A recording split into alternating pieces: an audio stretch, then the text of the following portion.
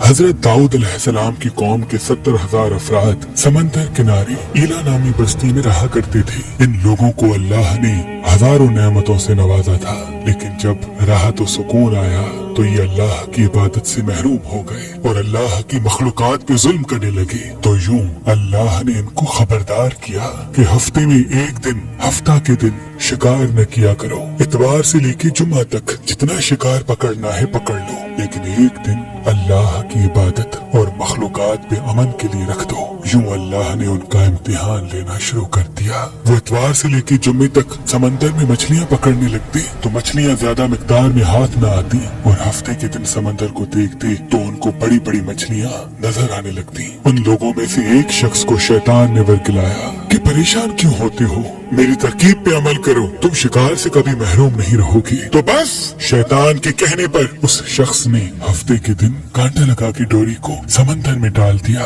ताकि मछली फंसे, और शैतान ने कहा इस मछली को तुम इतवार के दिन निकालना, और यूं हफ्ते की हुर्मत भी बाकी रहेगी और तुम्हारा शिकार भी हो जाएगा।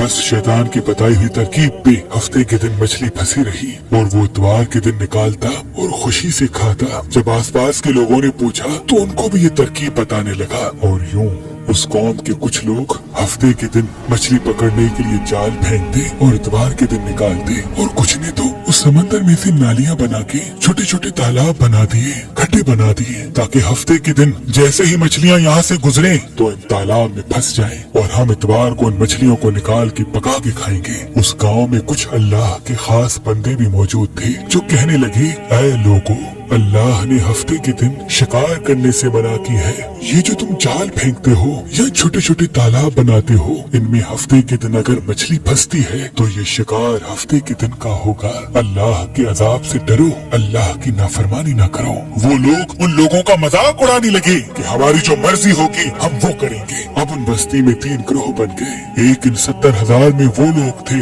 जो उन नाफरमान लोगों की बार बार इस्लाह करते, दूसरे वो जो लोगों से नफरत करते और खामोशी इख्तियार किए हुए थे, और तीसरे वो जो गुमराह होकर अल्लाह की नाफरमानी कर रहे थे।